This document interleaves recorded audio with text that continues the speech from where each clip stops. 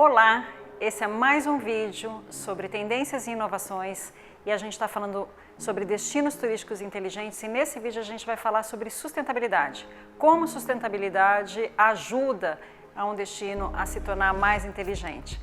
Eu recomendo que você veja os vídeos anteriores, tem um que eu falo o que são destinos turísticos inteligentes, quais são os 5 principais pilares e quais são os destinos nacionais e internacionais que já são considerados destinos turísticos inteligentes. Depois eu tenho um vídeo que só fala sobre inovação e um vídeo que fala sobre tecnologia e nesse a gente vai falar sobre sustentabilidade. Por que isso é importante? A gente está numa era que vai muito além de eliminar plástico ou eliminar as amenities nos hotéis que são desperdiçadas. A gente está falando aí dos Objetivos de Desenvolvimento Sustentável da ONU e como aplicar essas recomendações no setor de turismo. Por que isso ficou mais relevante depois da pandemia? Foi feita uma pesquisa pelo Booking e outra também pela Expedia em 2021 e eles os dois estudos chegaram a números muito próximos. A pesquisa da Booking entrevistou mais de 30 mil pessoas em 32 países. Então a gente considera isso uma amostragem bem interessante para ver como o viajante global está querendo fazer suas escolhas. E em torno de 70%, 71% deles diz que prefere viajar de uma forma mais sustentável, diz que quer fazer uma diferença nos destinos que ele visita. Então, entendendo esse novo comportamento, a gente já vê que algumas plataformas, como o próprio Google Flights, quando a gente procura um voo, ele já mostra algumas recomendações dos voos que são operados por aeronaves que poluem menos. O próprio Booking também, quando a gente busca um hotel num determinado destino, ele já coloca ali as opções dos destinos, ou melhor, dos hotéis que são sustentáveis ou que têm práticas sustentáveis. A gente também vê, como é o caso desse hotel que eu estou mostrando aqui para vocês em Tulum, que é um hotel de luxo construído totalmente sem energia elétrica. Então ele já foi totalmente pensado, planejado para trabalhar com energia limpa. E também, quando a gente fala de sustentabilidade, a gente sempre tende a pensar em meio ambiente, na sustentabilidade ambiental. Mas é importante que a gente tenha a sustentabilidade econômica e a social, E essa social ficou ainda mais forte depois da pandemia, principalmente porque a gente se envolveu com aquele movimento Compre do Pequeno, então as pessoas estão mais conscientes e querem, durante a sua viagem, fazer a diferença para uma determinada comunidade, um determinado destino.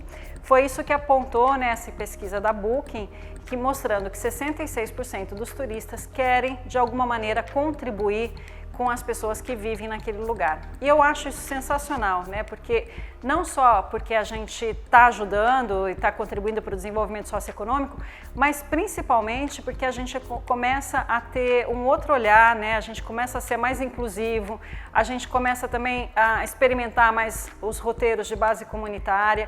Então, eu acho que isso é importante para ambas as partes. Para o viajante que volta para casa com uma mentalidade mais aberta, mais inclusiva, e também para o morador local que acaba tendo uma fonte de renda, às vezes consegue manter uma determinada cultura em função dos visitantes estarem ali contribuindo com aquele local. No Peru, a gente teve uma experiência muito legal.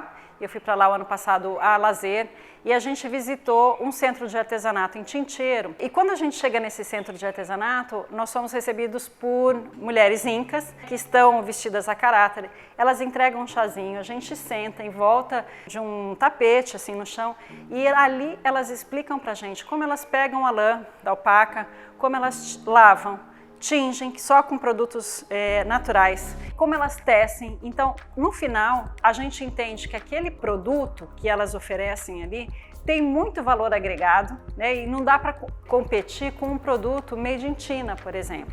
Então, é importante esse tipo de experiência para o viajante poder entender e aí ele fica mais inclinado a comprar porque ele sabe que ele também está deixando a contribuição dele para aquela comunidade. E outras diversas experiências, como essa que eu tive lá na Amazônia, de visitar uma aldeia indígena, da gente entender como eles vivem.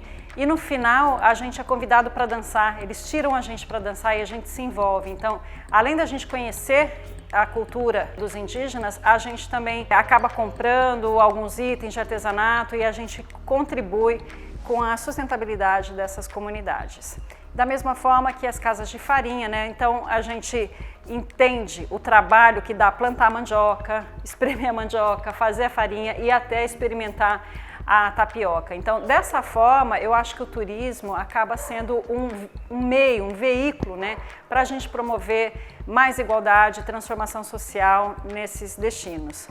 Outra coisa que é bem legal, né, são as visitas mais tradicionais, como, por exemplo, visitar as favelas, né? A gente vê que, principalmente, o turista de luxo, ele gosta desse tipo de experiência. Cada vez mais vai ser importante a gente ofertar esse tipo de serviço. Existem também as plataformas que eu acho que promovem um turismo mais inclusivo, né, e dão voz aí para algumas pessoas que têm muito para contar, né, no nosso mercado, como por exemplo a Diaspora Black. A Diaspora, ela foi fundada pelo Carlos e eu tenho uma entrevista com ele aqui no Travel Talks, super bacana, que ele conta toda a trajetória dele e da startup, né? Como que ele começou, por que ele começou numa situação ali de racismo e hoje é uma das startups mais premiadas aqui no Brasil.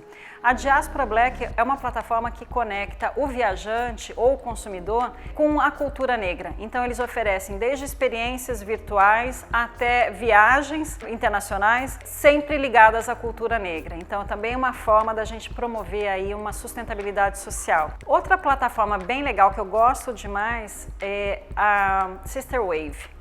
Eu também tenho aqui no Travel Talks uma entrevista com a Jussara, que é a CEO e fundadora dessa plataforma, que começou uma espécie de Airbnb de mulheres para mulheres. As mulheres, quando viajam, elas gostam mais de ser recebidas por mulheres, elas ficam mais à vontade.